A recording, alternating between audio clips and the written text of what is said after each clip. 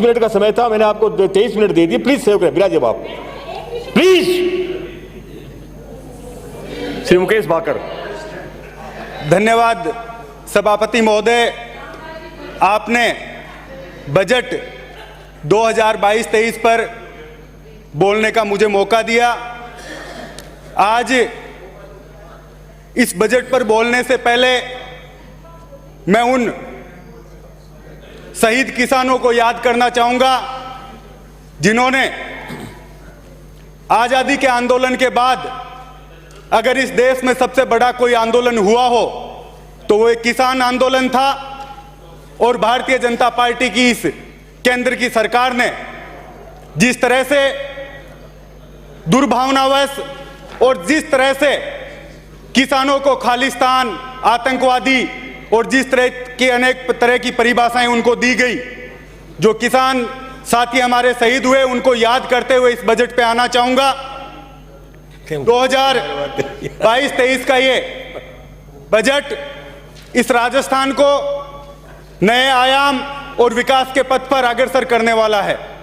इस बजट में माननीय मुख्यमंत्री द्वारा हर वर्ग को ध्यान में रखते हुए, हर 36 कौम को ध्यान में रखते हुए इस बजट को तैयार किया गया है।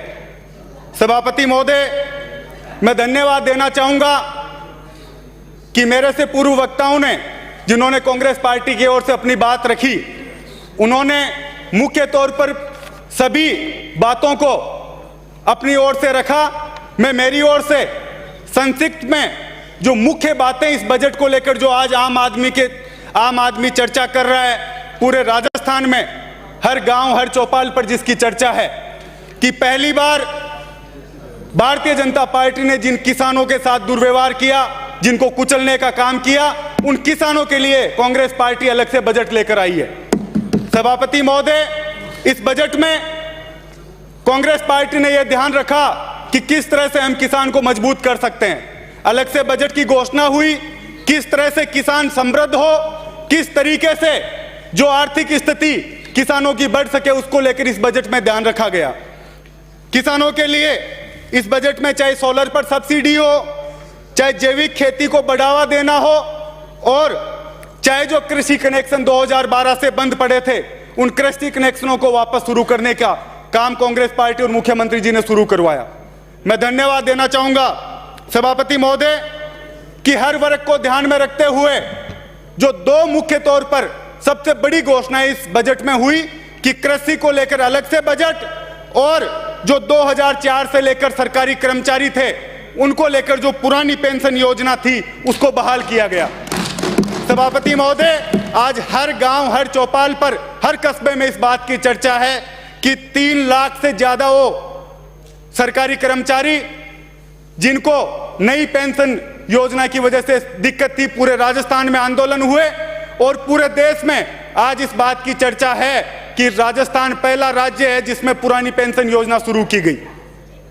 सभापति महोदय, युवाओं को लेकर इस बजट में 1 लाख नए रोजगार की घोषणा की गई, और साथ ही जिस रीट परीक्षा भर्ती को लेकर भारतीय जनता पार्टी सबसे ज्यादा हल्ला मचा रही है, उसमें 32,000 से बढ़ाकर 62,000 पद मुख्यमंत्री जी ने यहां किए हैं। सभापति महोदय, इस बजट में युवाओं को, चूंकि यूनिवर्सिटी की राजनीति से निकलकर यहां पहुंचे, और जो छात्र कंपटीशन की तैयारी करते हैं, जो दिल्ली और जयपुर में आकर रहते हैं, उनकी परेशानी को हम भली भांति समझते हैं। इस बजट में पहली बार 300 करोड़ की लागत से 500 से ज्यादा युवा जो दिल्ली में जिनका किराया भारी है, उन युवाओं को रहने के लिए एक नए हॉस्टल की घोषणा की गई।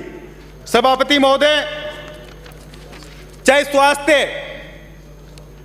स्वास्थ्य सेक्टर की मैं बात करूंगा, उसमें चिरंजीवी जो योजना मुख्यमंत्री जी ने शुरू की, उसमें उसका दायरा 5 लाख से बढ़ाकर 10 लाख तक का मुफ्त इलाज की घोषणा इस बजट में हुई है।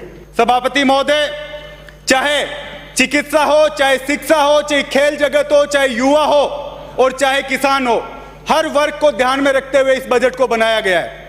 भारतीय जनता पार्टी, जो कल वसुंधरा जी बोली कि ये चुनावी बजट उन्होंने बताया, हर आम वर्ग और हर जगह से इनके पास ये रिपोर्ट आई कि जिस तरह का बजट कांग्रेस पार्टी मुख्यमंत्री लेकर आए हैं, उस तरह से जो भारतीय जनता पार्टी जिस तरह का माहौल राजस्थान में बनाना चाहती थी, वो पूरी तरह से ये फेल हो चुके हैं।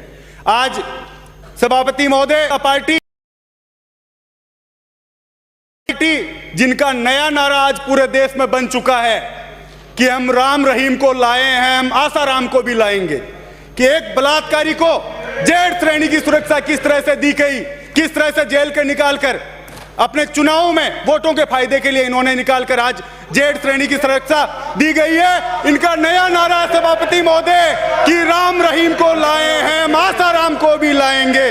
बलात्कारियों की मदद करने वाली ये पार्टी है। सभापति महोदय, मैं मेरी ओर से अंत में धन्यवाद देना चाहूंगा। सहयोग करें प्लीज, समय कम है, प्लीज सहयोग करें। विराजिए अब आप, प्लीज सहयोग करें। विराजिए, अंकित नहीं हो रहा। सभापति महोदय, ये कह दे कि राम रहीम की सदस्य इन्होंने नहीं दी। मान्य सदस्य, आप इनवाइट मत करिए उनको, आप अपनी बात कहें। विराजिए, आप बहुत वरिष्ठ हैं, मान्य क्यों समय खराब कर रहे हैं? मैं वक्ताओं का नाम काट दूंगा, मैं सही बता देता हूं आपको। 7 बजते ही जो है हाउस एडजर्न होगा, फिर जो नहीं बोल पाएगा वो नहीं बोल पाएगा। आप विराजिए, इतने वरिष्ठ हो गए आप, क्या स्वभाव हो गया आपका? कोई भी सीख लगती नहीं आपको। विराजिए, माफी आपको मांगनी चाहिए पूरे सदन से कि आप पूरे हाउस को जो है चेक कर रहे हो। मैं बिल्कुल नहीं करने दूंगा आपको।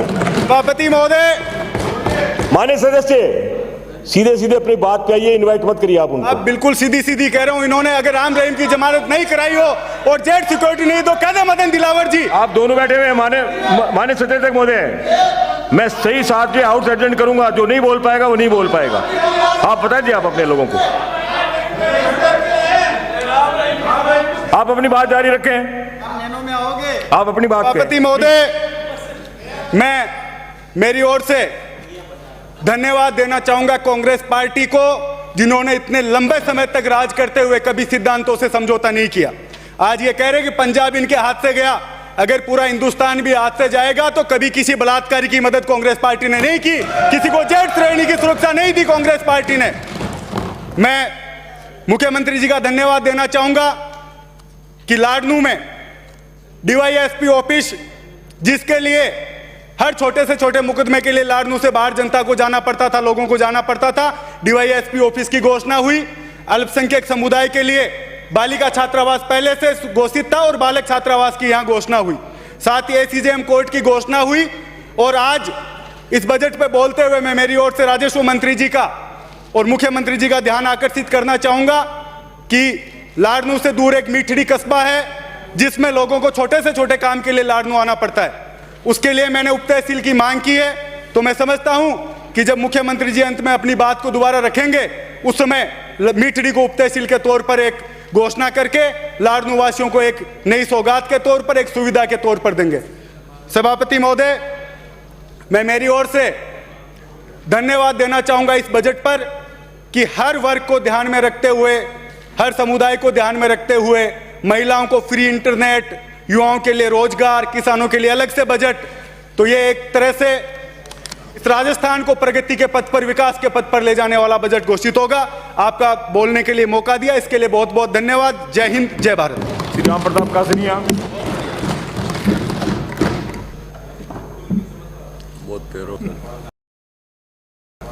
माननीय सभापति महोदय जी, बाबूलाल जी, आप खड़े नहीं हो तो मौके की बात है, वो तो आप नहीं खड़े हो, तो वो खड़े हो गए।